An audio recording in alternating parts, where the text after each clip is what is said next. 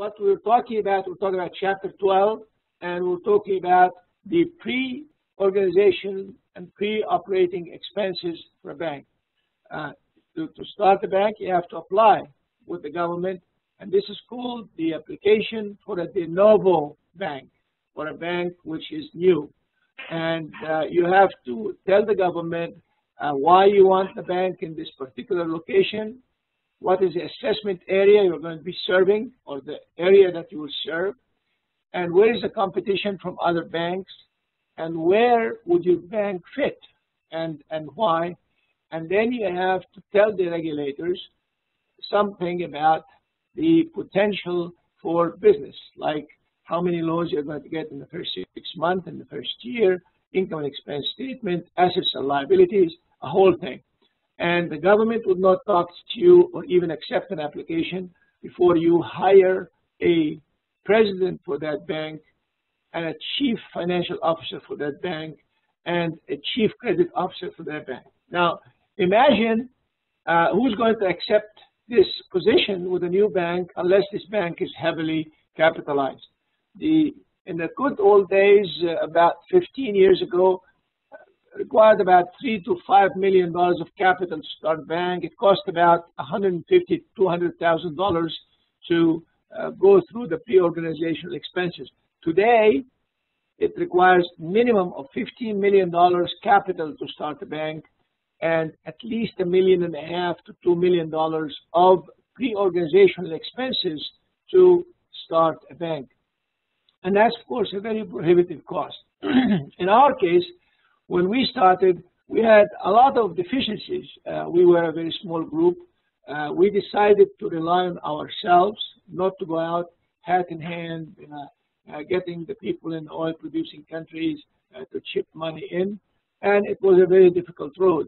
But I just wanted to share with you the strategy that you sit down and you think about it, see how you can develop from a small beginning to a bigger beginning and hopefully to a much bigger future. So we did not have the capital, and also the regulators didn't know much about us. We're a bunch of people that actually are not known to the regulators or in the banking industry, and we wanted to get in the banking industry. So one thing that we also wanted to do was, at the time, we called it Islamic banking, which also was foreign. Nobody knew what you're talking about. You must be crazy. So how to take action, how to proceed. So I call this starting from the possible to achieve the impossible. So after a long process of thinking and analyzing, we said, okay, let us start a company within our capabilities, and that is American Finance House Lariba. We started that back in 1987 as a finance company that is licensed by the state of California Department of Corporations. Now, as you remember in our discussion in Chapter 5, the finance company cannot take deposits across the bench. The only institutions that can take deposits are depository institutions, which are chartered banks by the United States authorities. We said, okay, we'll start a finance company, and then the next question was, in what format we should start the company? When you study business law, there are many types of companies. There is a C like cat, C Corp. A C Corp is a regular corporation, and regular corporations are actually owned by either individuals or shareholders. And I don't want to get into business law, but C Corp is taxed twice. How? When you make a profit in a C Corp or in a corporation, suppose you made a profit of $100,000. The government will charge you 42% tax on it. That is federal tax of 42%. Then you lose 42%. And then what is left in the corporation is distributed to the shareholders as a dividend, and then you get it in your income and because of that, you also pay taxes on it. We call that the syndrome of double taxation. The corporation pays taxes, and then you, as a shareholder, pay taxes. Now, luckily, we met someone who actually educated us about a new type of companies that is on the books of the United States called a sub-chapter S corporation. The word S, like Sam, starts for small corporation. And a small corporation, at the time we started, I think had a limit of 35 shareholders. Now I think the limit has increased to about 120 shareholders. Now, the small corporation has a number of requirements on it. The first requirement is that the shareholders should be known to each other.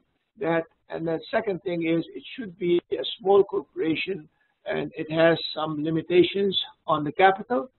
And the advantage of a small corporation is that it does not suffer from the double taxation syndrome. So all the profits that come to the bottom line are distributed directly to the shareholders, and they pay taxes on their own taxation level depending on their income. We actually then went to the second step. Now, of course, to do this, we had to rely on inexpensive lawyers, people that we can afford, and we registered the company. Now, the next step was to get money, and getting the money was another challenge because I'm not independently wealthy, but I have a lot of friends and associates. The funny thing is, I went to the rich and affluent of my friends, people who really made it big, and they said, get out of here. We don't want to mess around with this community project because people will think that we're taking advantage of them. I kept saying we're not taking advantage of people who are trying to serve people and offer a service to their children and grandchildren, but it didn't work out. So we got together with a number of our very, very close friends who are actually middle class, upper middle class. And I told them, you know, let's chip in a minimum of $10,000 each. Some chipped in 20, some chipped in more. And I said, if we ever lose this money, please do not hate me for the rest of your life. So this is considered to be risk money. And that risk money, you know, consider it as a contribution for a better future of your kids and grandkids. We raised $200,000, and that was the first capital for American Finance House, Florida. The next step was we had now $200,000 in Wells Fargo account, and the question is what to do with it. Now, so the problem shifted from getting money to how to invest the money. And I share this story with you because if you have the good intentions, the good Lord will never forget you. So this is a true story, and I'm not giving you a story. This is the truth. I was sitting in my office at the time it was Shearson Lehman, now it's Smith Barney Citigroup, and I get a phone call from a very dear friend, God bless his soul, he died, who was one of the distinguished nuclear scientists of the United States, and he comes from the same university in Egypt that I came from. And he calls me and he says, Yahya, my furniture has moved from San Diego to Madison, Wisconsin, where I went to school, and I cannot unload it because I sold my house to one from the community, one person in the community, and he didn't pay me. Do you have $80,000 so I can take care of it? I said, well, are you buying a new house? He said, yeah. I said, how much is it? He said, $200,000. He said, well, I'll send you $200,000. He said, yeah, I don't want any more joking because I am sick and tired and I have enough. I said, no, really, I will send you $200,000. And that was the very first house ever financed by American Finance House. Happened to be in the city of Madison, Wisconsin, where I went to school, the first city I landed in the United States, and that was in 1987. Now, that became history. and we started financing cars and homes and small businesses. Of course, dealing with $200,000 and a few dollars here and there cannot cut all the demand that started coming in. Another interesting story that I wanted to share with you, and I'm sharing it with you because please, please, anything that comes across you, don't ever discount it. Consider it as a gift from God, from the good Lord to you, and try to take advantage of it and learn from it.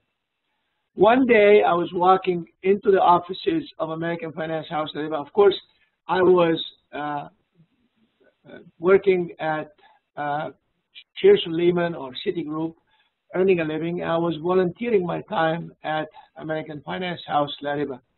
So I used to come during lunchtime. I used to come early in the morning. I used to come in the evening so I can get the thing going and then go back to my work so I can earn a living.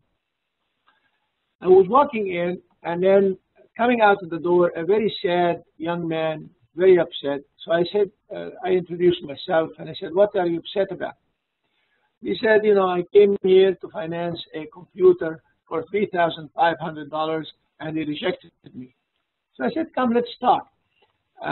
His name is Mustafa, and Mustafa is the son of the Imam at Masjid Umar ibn al-Khattab. And I said, what do you need? He said, I need to finance a computer. I said, why do you buy a $3,500 computer? He said, I'm doing my master's degree at USC. And I'm doing it in developing websites. I said, what is a website? I didn't know what a website is. In 1987, very few people knew what a website is. So he explained to me what a website is, and he showed me something. He really captured my imagination. And here's something that I want to also share with you, because you're all young, you have a wonderful future ahead of you. Do not discount new ideas. Just absorb them. Look in the future, because if you have a plan for the future, it will fit in and you will develop it. Now, believe it or not, I said, Mustafa, guess what? I'm going to guarantee your loan personally. Go ahead and buy the computer, but I want a favor for you. He said, what? I said, can you do a website for American Finance House? He said, yeah, by all means. And in 1988, we started the first ever website, to my knowledge, of a finance company or a bank. And that's why our website is a very, very strong, has a strong presence in the industry. And actually, as you know, in Pasadena and as you know in Whittier, is a major source of all of our incoming inquiries for financing homes and cars and so on and so forth. That is the story as it happened. And if you have any questions, I'll stop here and answer it. Yes, doctor. If you have initially $200,000 capital and you buy the first house, then how do you continue doing business? Where do you get the rent? Oh, well, what happened was Dr. Hilal, rahimahullah, went through a bank and he got refinanced after 4 months or 6 months. So we got the money back. And then we had, of course, as you said, you don't have much money. So financing a home of $200,000 requires, you do this 5 times, that's $1 million, and we didn't have the money. So we put in restrictions. Do you know that the first loan to value that we put in at American Finance House was 70 to 8%? In other words, 30%.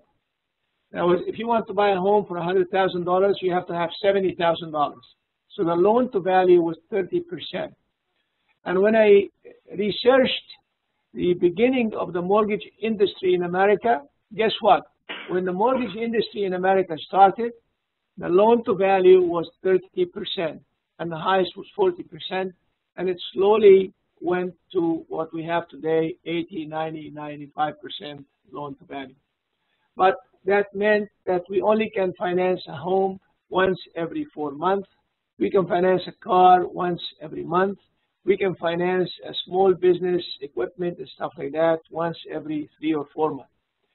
That is the $200,000. But then we went to our friends who are well-to-do, and we said, why don't you invest in La Riba in the form of a debenture which is like an IOU, and we wrote in promissory notes, personal promissory notes, guarantees by yours truly, Yahya Abdurrahman, that we are going to guarantee your payment in case anything happens to the company, and you will return a very nice return.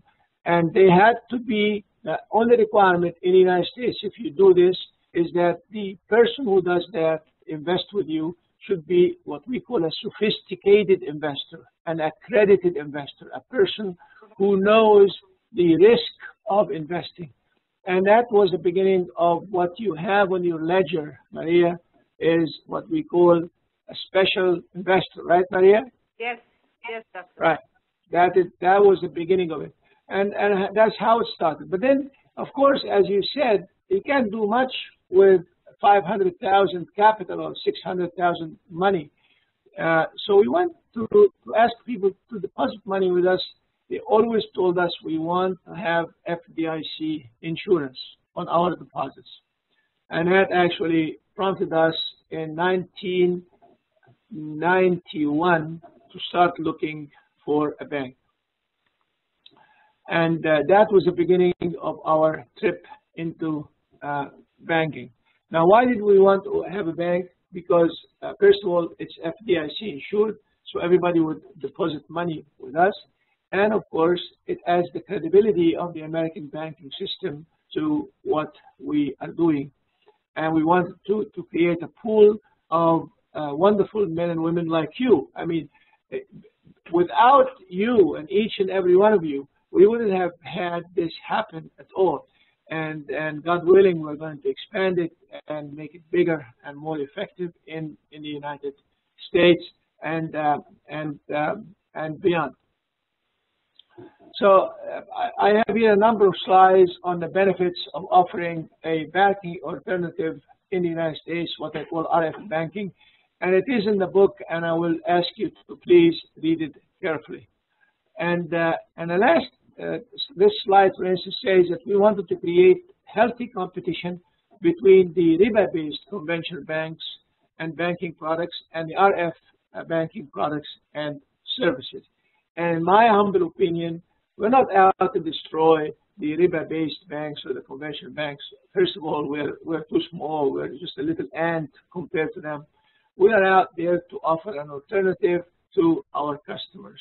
And we hope that if we are really serious about what we say, we're going to offer products and services that are better than the ones that are offered by the riba-based banks. And if this is the case, I promise you, the riba-based banks will emulate us, as we have seen in a number of major banks. The question is, well, you keep telling us about riba-based banks and riba-free banks. What's the difference? Well, the difference really is in the way you handle the customer, the way you handle a loan.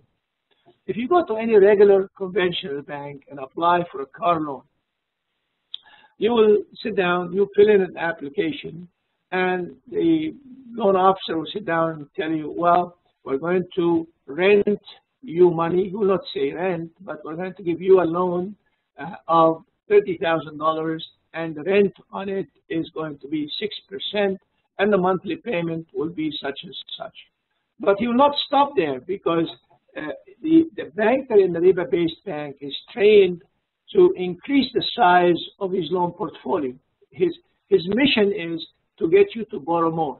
I don't know if you've had the experience or not, but if you go and buy a car, the car salesman wants to sell you not only the car, but a lot of options in the car, or a bigger car. Have you had the pleasure? Do you agree? Yes, we do. Right? Have you had the pleasure in Whittier buying an Audi? Who's buying an Audi these days? Mohammed bought an Audi. Alex will be buying one soon, right, Alex? No? No? All right. So anyway, Not only that will sell you an Audi 4 or an Audi 5, they want to sell you a bigger car, they want to sell you a more expensive car, because the more the money involved, the more commission you will get. So, and you tell them, well, how many years should I pay back? They will say, well, you have very good credit. You can take 7 years. Why? Because the riba-based banker is trained to try to find out somebody who is successful, to associate himself with it, and try to squeeze money out of him or her for as long a time as possible. And I want to let you in on a very important secret.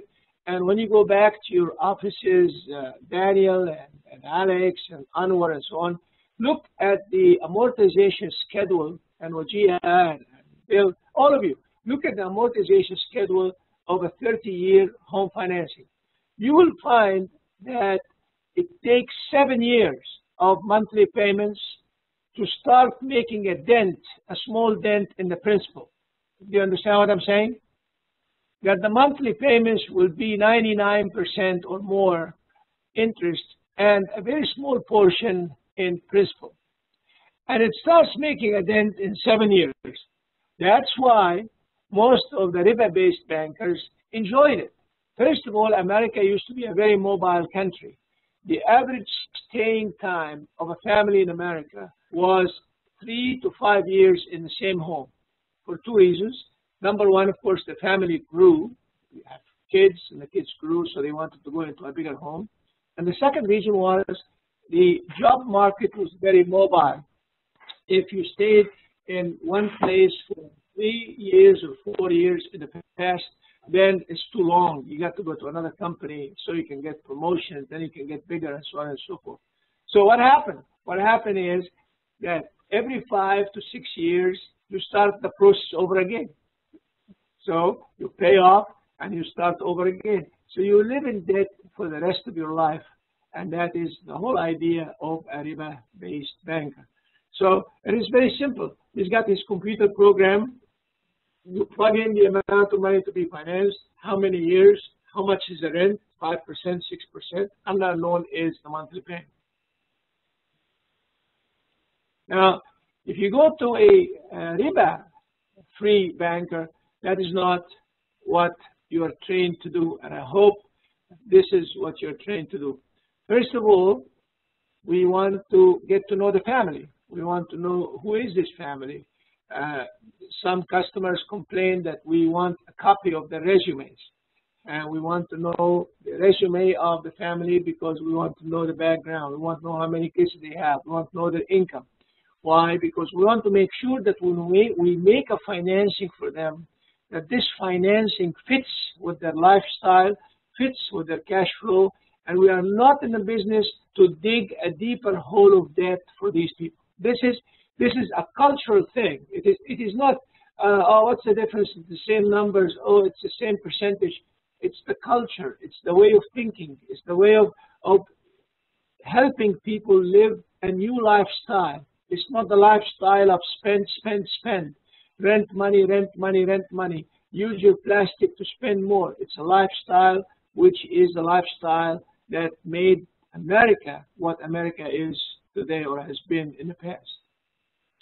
So we are very keen about measuring the cash flow of this family. We are very keen about knowing what they want to buy. So if they want to buy a car, we want to make sure that they think of the process of buying a car as an investment process, not a process of renting money. What's the difference? When you look at it as an investment process, you are making a prudent decision to decide if doing this activity makes economic sense or not. If you are renting money, you are trying to meet the stimulus and the urge of trying to own something to be proud of. For instance, somebody will be buying a Rolls Royce. Why? Because he wants to have the urge of showing off and looking good and big in front of the rest of his friends and associates.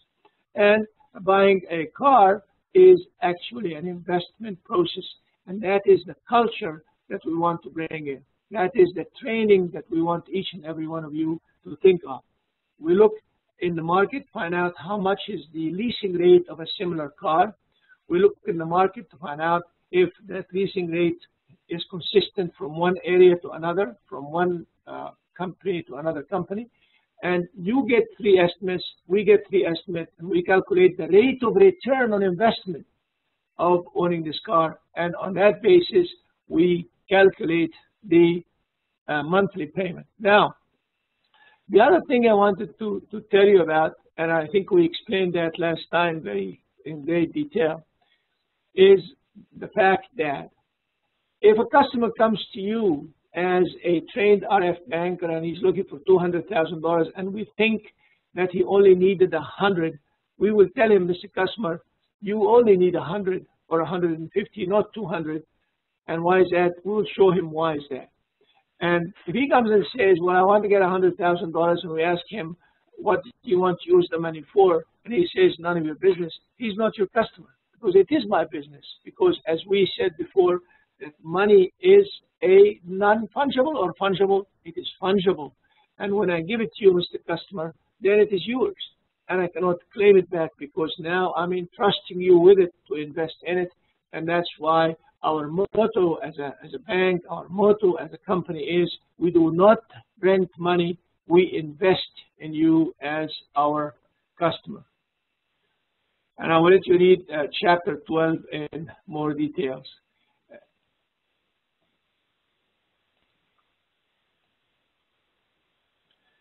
Now, we have the computer program, which is a proprietary product of La Riba, and it's a very valuable piece of our assets in the company and in the bank.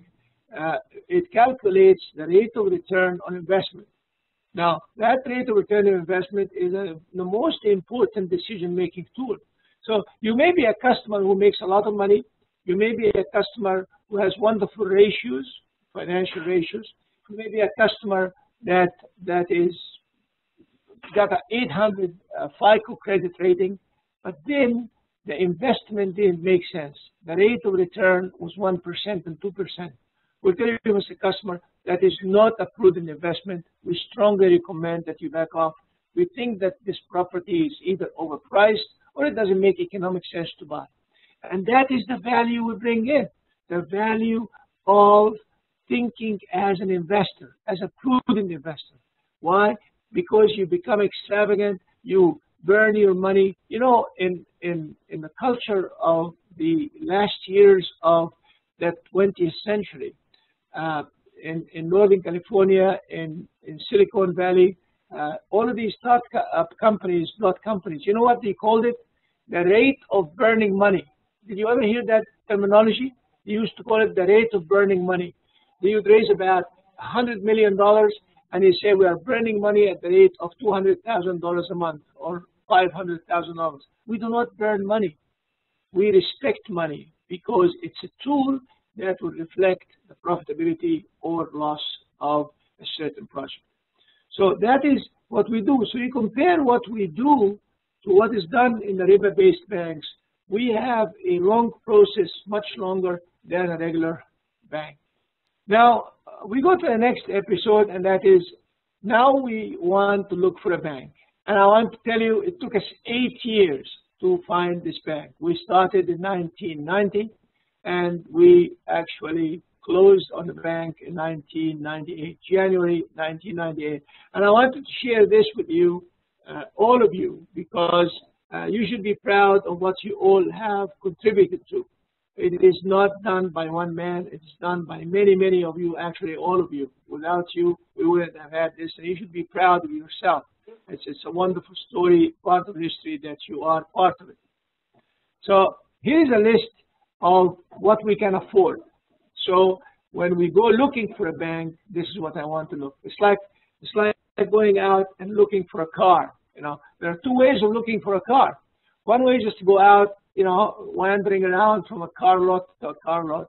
Or you can say, well, I want a car that will seat 4. I want a car that is economical. I want a car that's in a certain price range. I want a car that will be comfortable, but it doesn't have to be extravagant. So you decide what you want. So we sat down and decided what kind of bank can we afford and what kind of bank we should be looking for. First of all was the capital. If we want to buy this bank, how much should we pay for it? And we said that we're looking for a bank with a capital of about $1.5 million to $3 million.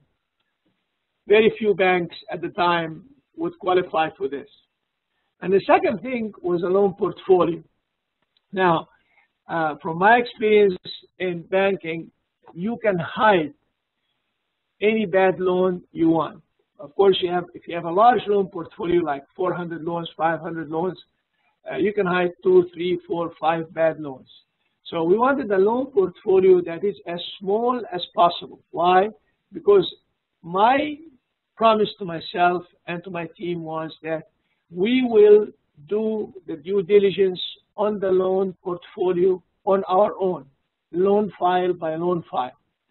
And not only because of that, but because also it's very expensive to hire a consultant to do it. So we were really working at a shoestring level.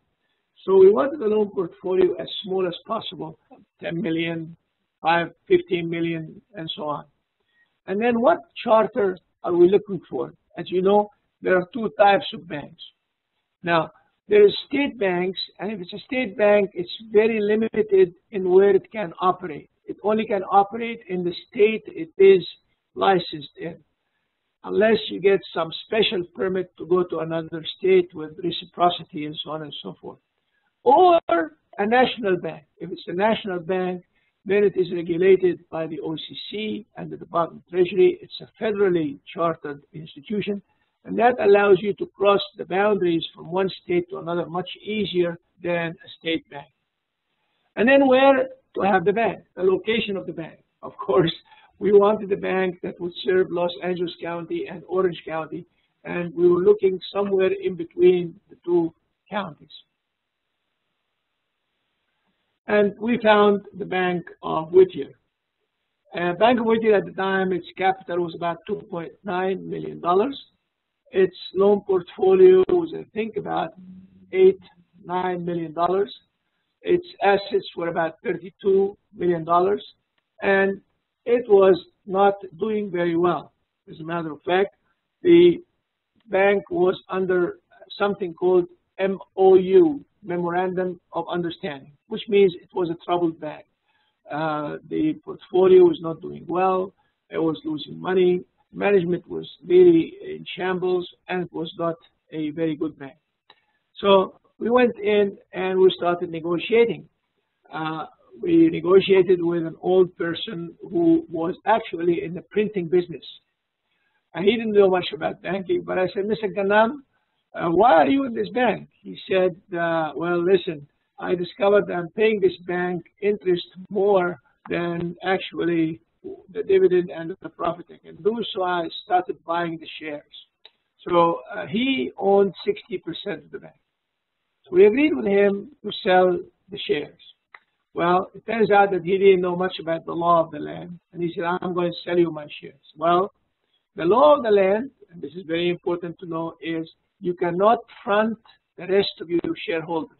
In other words, if I own 80% of the Bank of Whittier, and I have 20% shareholders, and somebody comes to me and says, yeah, I'm going to buy your shares for X, you cannot front your other shareholders. You all have to get together and sell your shares together. You cannot just separately sell these shares, especially if you are the chairman of the board. Well, after agreeing with him to invest $3.5 or $4 million to buy 50% of his shares, we told him the problem. He said, no, you buy the whole bank. Well, we bought the whole bank. I'll never forget this. I remember when I had to mortgage my house and get the money into my account at Smith Barney. Believe it or not, management from New York sent an email to my manager to ask me, where did you get the money from? It shows you how careful and meticulous the United States eyes are on people who are in financial services. And I say this because if you think you are smart, think again. Every move that you do is highly scrutinized by the United States government to make sure that the financial system in America is intact. Now, when we bought the Bank of Whittier, of course, now we are buying a big chunk, the bank, buying all the shares of the bank. The structure of the bank, again, another little business law situation. The bank, this bank that you're sitting in, is owned by one shareholder only. And that one shareholder is what we call the holding company of the bank. The holding company of the bank is Greater Pacific Bank shares. As you read in the book earlier, during the Clinton era, the Glass-Steagall Act was repealed. Remember the Glass-Steagall Act? Wajia, you remember the Glass-Steagall Act? You remember it? Yes. This is the act that put in a Chinese wall separating investment banking from commercial banking. Right, Maria? Yes, doctor. The Glass-Steagall Act. So that was repealed, and then it allowed banks to do anything. Well, the previous owners said, let us have a holding company that will own the Bank of Whittier, and eventually we can own an insurance company, and we eventually can own an investment bank, so we can sell shares and so on and so forth. So this is Greater Pacific Bank shares if you haven't understood what it is. So it is the only shareholder of the Bank of Whittier, and people who buy shares in our company, they are not buying shares in the Bank of Whittier, but they are buying shares in the holding company, which is Greater Pacific Bank shares. Now that is interesting because now this means that we have three entities that we had to apply for change of control with. And it was the most educational experience in my life, and I will share it with you for your enrichment and for your future reference. The first entity, obviously, this is a bank. It is supervised by the Department of Treasury of the United States government, Office of the Comptroller of the Currency. So we have to file for change of control with the Office of the Comptroller of the Currency. And it is not controller with an NT, but it's comptroller, C-O-M-P-T, which means the people that count the money of the currency. And if you don't know how tough and demanding they are, please ask, and they will tell you at the Bank of Whittier how tough and demanding they are. Alex and Mohammed and Bill can tell you what we go through every year dealing with that. The second entity, of course, is the Federal Reserve Bank of the United States government. Why? Because a holding company has under it so many financial institutions that are regulated with the Federal Reserve Bank.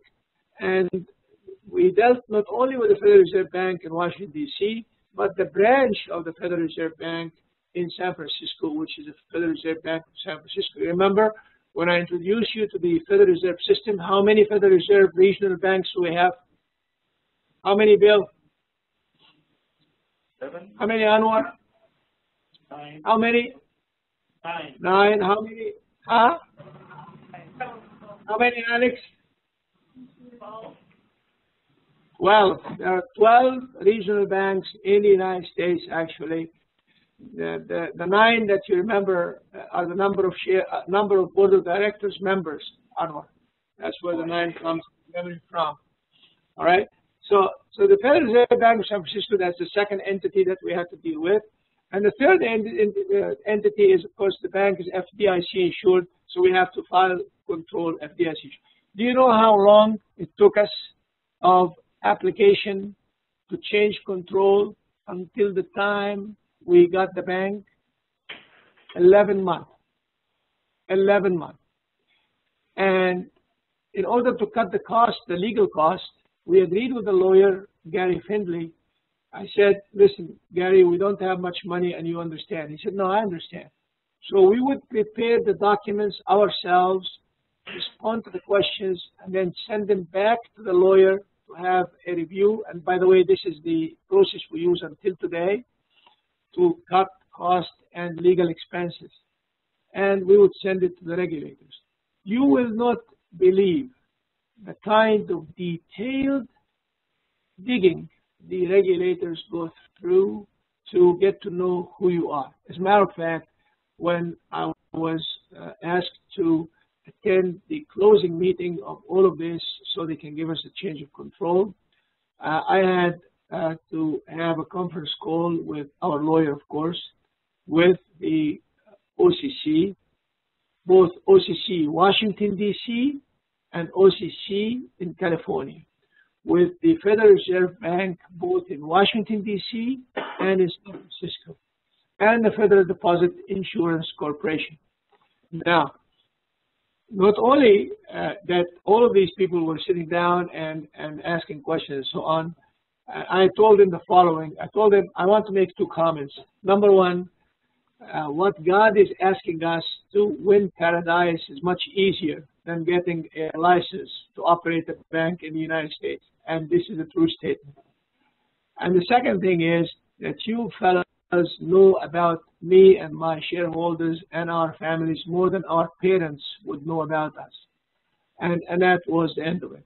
And that was in January 1998 when we took control of the Bank of Whittier.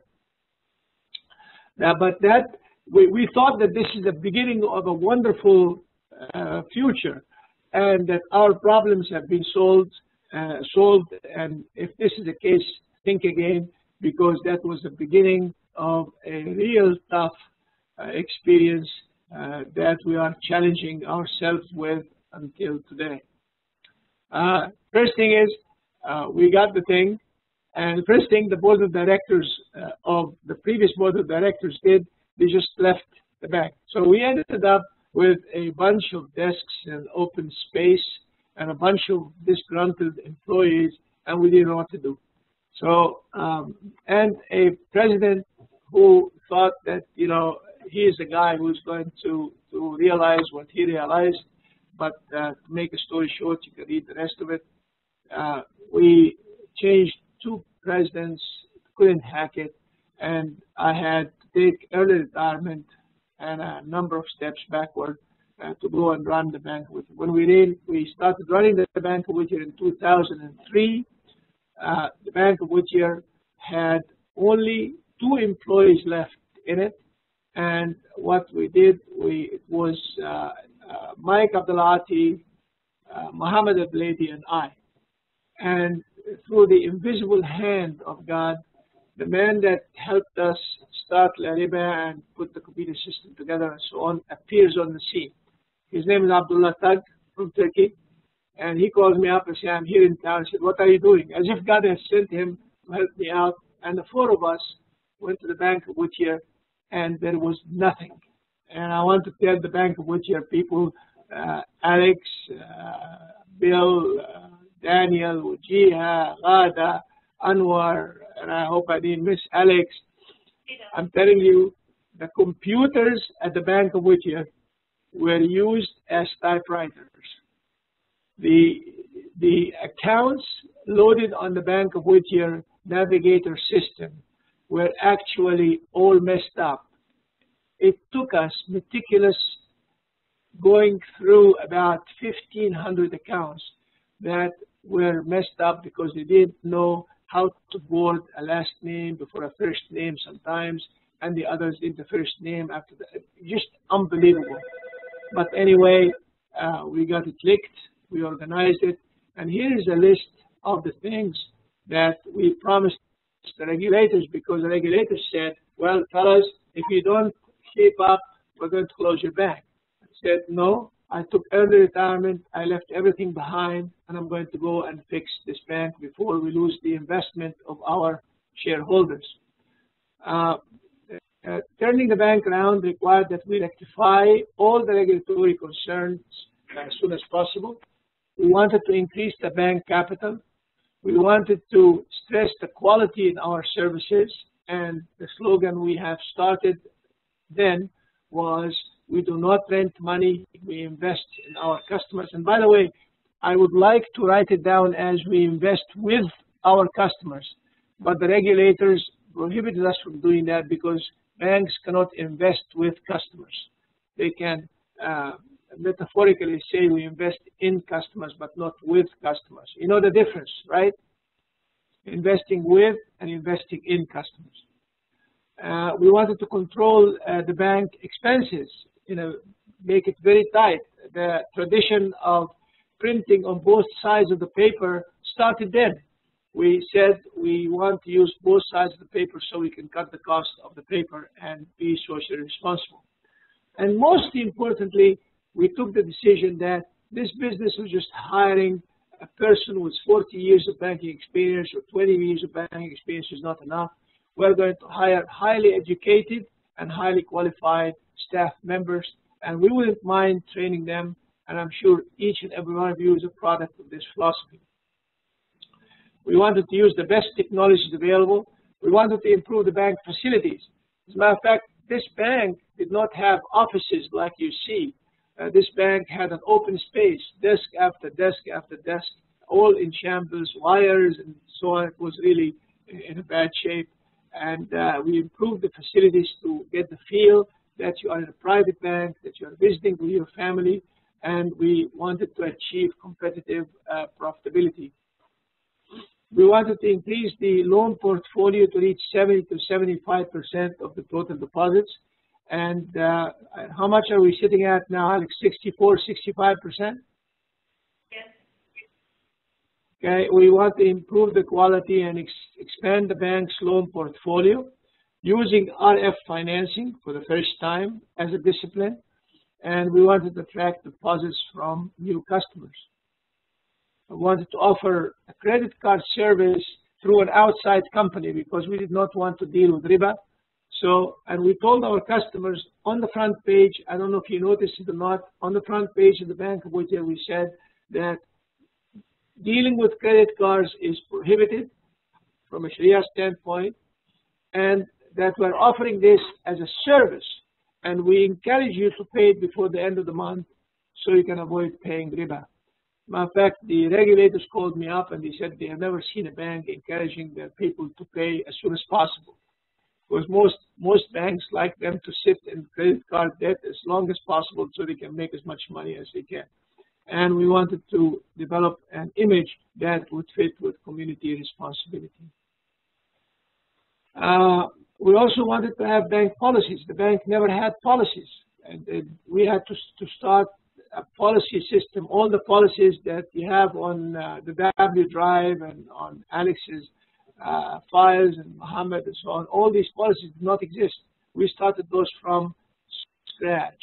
And then, of course, training using the Bank of Whittier Open University, something that we have innovated.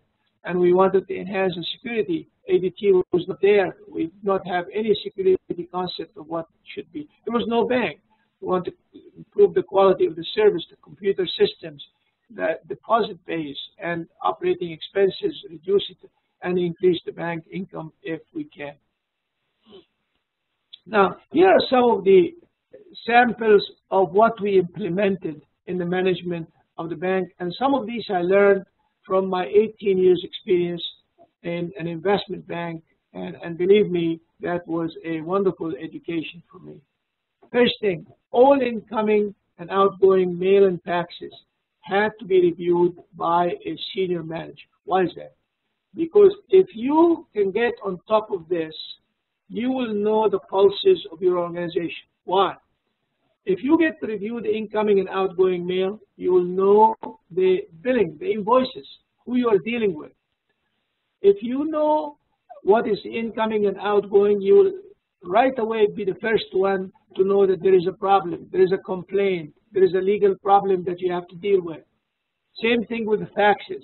If you know the faxes that are coming in and going out, you will know the pulses of the office that you're working in, you know the pulses of the organization.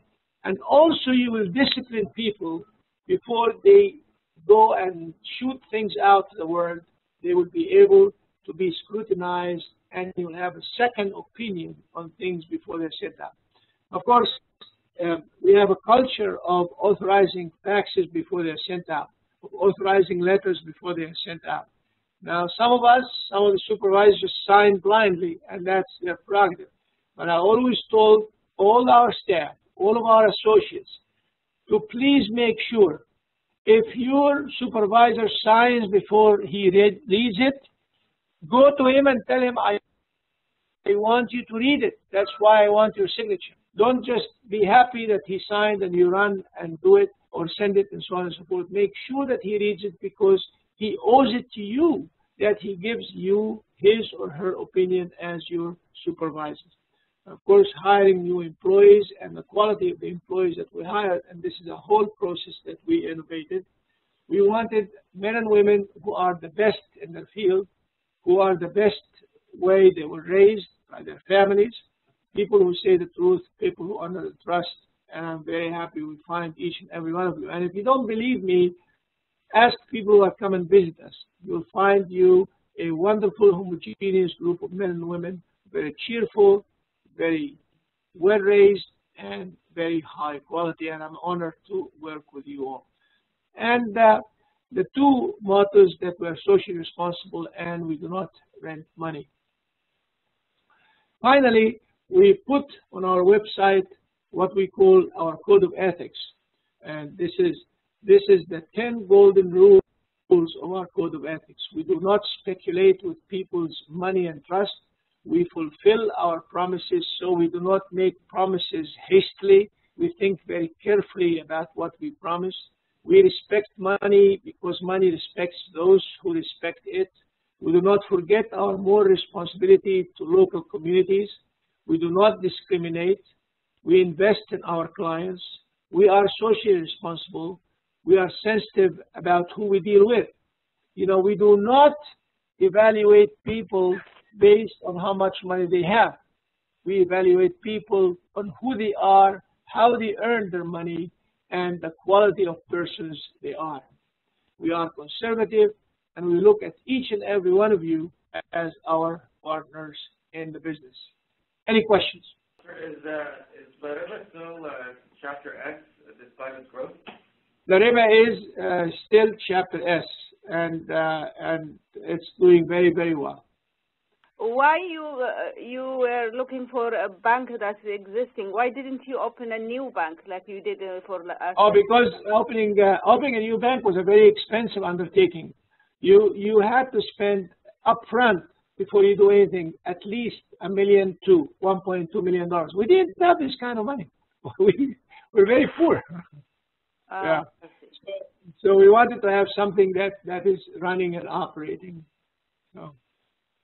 Dr. Rahman, did we spend about $400,000 to open the Richardson branch?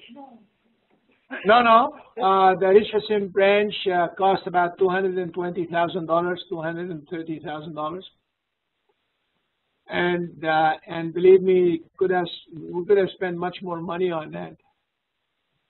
Do we have to go through the same process for the Garden Grove branch, inshallah? No. Garden Grove was a very sweet deal. The Garden Grove branch, I personally think it's a gift from God. Wallahi. Now, first of all, we never seeked it. I got a call from a fellow. Those who do not know, in Pasadena or in Dallas, we are opening a new branch in Garden Grove, which is a neighborhood close to Disneyland and close to the Vietnamese community and the Pakistani Indian community and Latino communities. It's a very nice area.